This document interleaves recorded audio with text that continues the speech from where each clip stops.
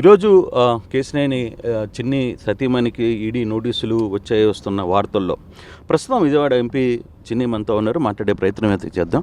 Sir, సడన్గా ED నోటీసులు మీ సతీమణి గారైన జానకి గారికి రావడం ఏంటి, ఎలా చూస్తున్నారు?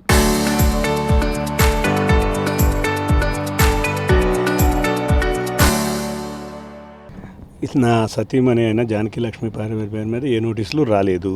వచ్చింది నోటీసు ఒక కంపెనీ మీద. కంపెనీలో ఆవిడ డైరెక్టర్ కాబట్టి ఆ కంపెనీ మీద వచ్చిన రిప్రజెంటేటివ్ కింద ఆవిడ పేరు మీద ఉన్నట్టు ఉండొచ్చు. నోటీసులు అనేది రావటం సహజం.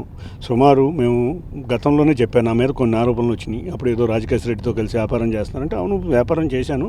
2021లో తన సైటు నా సైటు హైదరాబాద్లో పక్కపక్కన ఉన్నాయి. ఆ పక్కపక్కన ఉన్నప్పుడు మేము ఒక రెండింటిని కలిపి డెవలప్ చేద్దామనే దాంతో ఒక ఎస్పీవీ ఫామ్ చేసాం. ఎస్పీవీలో మా కంపెనీ వాళ్ళ కంపెనీ డైరెక్టర్ల కింద ఉన్నాయని చెప్పి ఆ రోజు మీ అందరికీ వివరించడం జరిగింది.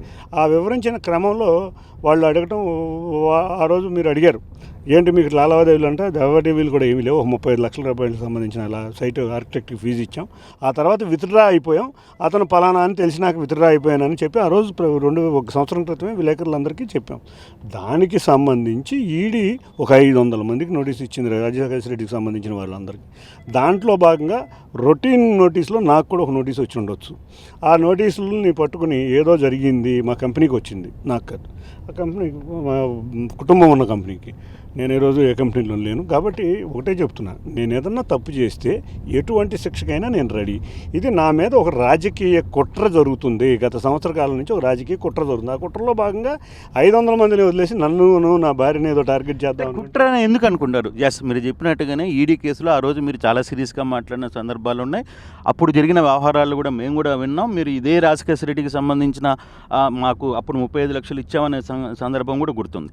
అయితే ఇప్పుడు ప్రత్యేకంగా ఇప్పటికే 2 సార్లు ఈడీ రావడం, అందులో ఈరోజు మళ్ళీ మరోసారి కేసు. ఈడీ కుట్ర చేస్తుందా, లేదు ఈ నోటీసుల ఆధారంగా మిగతా వాళ్ళు మీ మీద ఏమన్నా కుట్ర చేస్తున్నారా? డిసెంబర్లో కంపెనీకి నోటీస్ ఇచ్చారు. ఆ కంపెనీకి నోటీస్ ఇచ్చిన రిప్రజెంటేటివ్ నేను వేరే ఊర్లో ఉన్నాను, 3 రోజుల తర్వాత ఎప్పుడు పిలిచినా వస్తానని చెప్పారు. కానీ మళ్ళీ వాళ్ళు నోటీస్ ఇచ్చారు. 27వ తారీఖు వెళ్ళడానికి సిద్ధంగా ఉన్నాం. మీ సత్యమణి గారు వెళ్తున్నారా? కంపెనీ తరఫున ఎవరైనా ప్రతినిధులు పోతారా? ఈ కేసుకు సంబంధించి ఇంకా ఏమైనా లావాదేవీలు జరిగిపోయే పరిస్థితి? అసలు నా సతీమణి ఎందుకు వెళ్తుందండి? వెళ్ళేది కంపెనీ రిప్రజెంటేటివ్స్ వెళ్తారు, దానికి సంబంధించి ఏదైనా ఉంటే ఎక్స్ప్లెనేషన్ ఇస్తారు. ఎటువంటి ట్రాన్సాక్షన్ లేదు కాబట్టి ఒక దీంతో స్టేట్మెంట్ తీసుకుని పంపించేస్తారు అంతే. దాన్ని ఏదో జరిగిపోతున్నట్టు, ఏదో సమన్ వచ్చినట్టు, ఈడీ సమన్ ఇచ్చినట్టు, ఏదో ఇచ్చినట్టు చూపించేసి ఇవాళ రకరకాలుగా ప్రచారం చేస్తున్నారు. ఈ ప్రచారాలన్నీ నన్ను రాజకీయంగా ఇబ్బంది పెట్టడానికి. 500 మందికి నోటీసులు వస్తే నా ఒక్కడి పేరు ఎందుకు వచ్చుదండి? ఎంతోమంది నాకన్నా సీనియర్ నాయకులందరికీ నోటీసులు వచ్చినాయి. ఆ నోటీసుల్లో నాకు కూడా నా కంపెనీకి వచ్చింది. నా కంపెనీకి వచ్చిన నోటీసులు నా వైఫ్కి వచ్చినట్టు చూపించాల్సిన పని ఏమన్నా ఉందా? మరి దీన్ని రాజకీయ కుట్ర కాకుండా ఇంకేమంటారు చెప్పండి? కాబట్టి ఇది రాజకీయ కుట్రే. ఎంపీ గారి మీద మీ లోకల్గా కూడా కొంత కుట్ర చేస్తున్న పరిస్థితి మేము జరుగుతోంది, చూస్తున్నాం కూడా. వీళ్ళ భాగస్వామ్యం ఉందా, మీ ప్రత్యర్థుల నుంచి భాగస్వామ్యం ఉందా? జగన్ రెడ్డి అండ్ అనుచరుల భాగస్వామ్యం. నా ప్రత్యర్థులు అంటే ఎవరో జగన్ రెడ్డి అనుచరులు, లేకపోతే జగన్ రెడ్డి తరపున పోటీ చేసిన వాళ్ళు, లేకపోతే జగన్ రెడ్డి. మొన్న కూడా నేను ఢిల్లీలో జగన్ రెడ్డి చేసిన విన్యాసాలన్నింటినీ కూడా ప్రెస్ మీట్ ఇచ్చి చాలా గట్టిగా మాట్లాడాను. ఇటువంటి గట్టిగా మాట్లాడే వాళ్ళని ఏదో ఉడత ఊపులు ఊడిపించి ఏదో భయపెడదాం అనుకుంటున్నారు. నీ ఉడత ఊపులకు భయపడేవాడు ఎవడో లేడు ఇక్కడ. ఇటువంటి రాజకీయం చేసినా నేను భయపడను. నేను ప్రజాసేవ కోసం వచ్చిన వాడిని. నేను కరుడు కట్టిన తెలుగుదేశం కార్యకర్తని. నేను ఎటువంటి తప్పు చేయను. ఏదన్నా తప్పు చేశానని నువ్వు నిరూపిస్తే నేను ఎటువంటి శిక్ష అయినా అనిపిస్తాను. నేను రెడీగా ఉన్నాను. కాబట్టి ఒకటే చెప్తున్నా, ఇటువంటి అన్ని చౌకబారు ఆరోపణలు చూపించి ఏదేదో మాట్లాడదాం అనుకుంటే ఇవన్నీ కూడా ప్రజలు గమనిస్తున్నారు.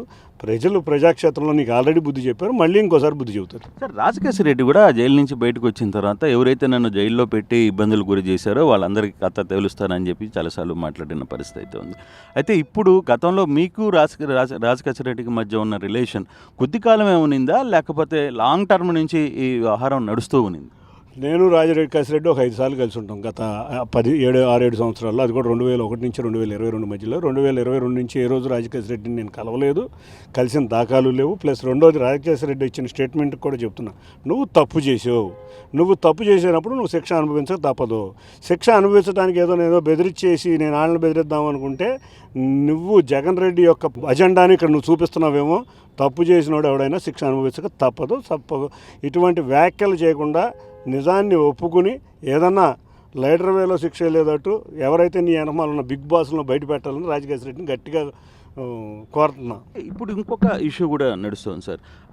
గతంలో ఉన్న ఎవరైతే ఈ ఇన్వాల్వ్మెంట్లో ఉన్నారో వాళ్ళందరినీ కొంతమంది మీ వైపుకి తెలుగుదేశం వైపుకి నడిచారు కాబట్టి వాళ్ళని కాపాడే ప్రయత్నం కూడా ప్రభుత్వంలో నడుస్తోంది. ఈ లిక్కర్ స్కామ్లో కొంతమంది వ్యక్తుల్ని పర్టికులర్గా కాపాడే ప్రయత్నం కూడా చేస్తున్నారు అని వస్తున్న వార్తలు ఏమంటారు? ఏమంటే నాకు నోటీస్ వచ్చిందని మీరే చెబుతున్నారు.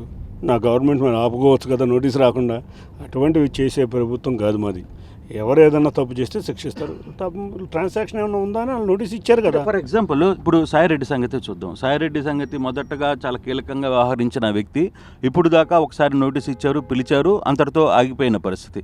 ఇప్పుడు మళ్ళీ ఆయన పిలవలేదు, తర్వాత ఆయనకు సంబంధించిన ఆహారం ఏమీ నడుస్తున్నట్టు కూడా కనపట్లేదు కదా. అంటే ఒకటండి, నోటీస్ అనేది ఇచ్చేది ప్రతి ఒక్కరికి ఇస్తారు. దాంట్లో కనుక నిజం ఉంటే అప్పుడు ఈడీ యాక్షన్ మొదలవుతుంది. కాబట్టి సాయిరెడ్డిది ఏం జరిగిందో మరి నాకు తెలియదు.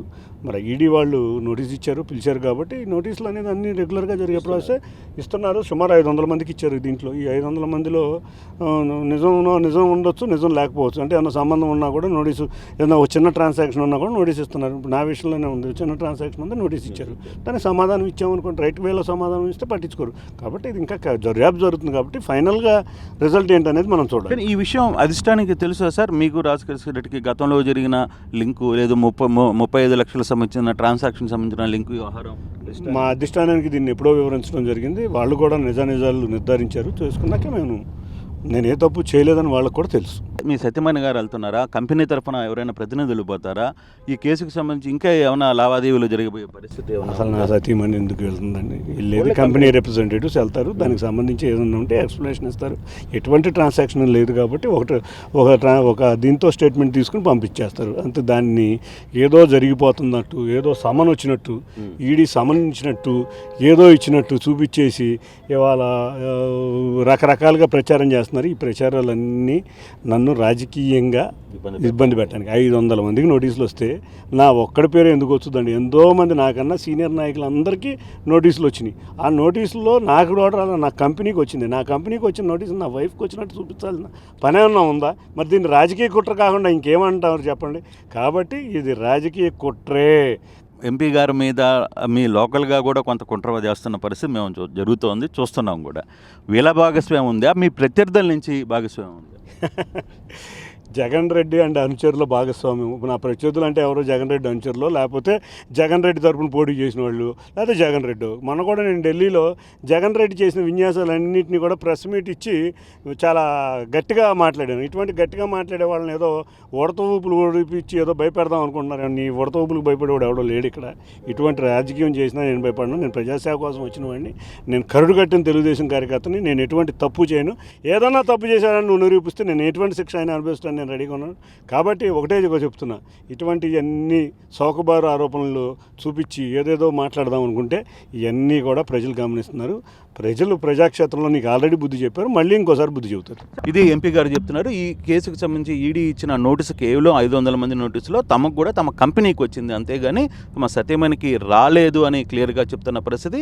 మేము కూడా తమ కంపెనీ రిప్రజెంటేటివ్స్ వెళ్ళి అక్కడ జరగాల్సిన వాళ్ళు ఏమడుగుతారో దానికి సమాధానం చెప్తాం. మాకు ఒక నోటీస్ అయితే వచ్చింది. దానికి సంబంధించి 35 లక్షల రూపాయలు ఎప్పుడో రాజకేశ్వర రెడ్డి ఒక స్థలం సంబంధించిన వ్యవహారంలోనే మేము ఆ ట్రాన్సాక్షన్ జరిగింది అనేది ఎంపీ గారు చెప్తున్న పరిస్థితి. Out studio.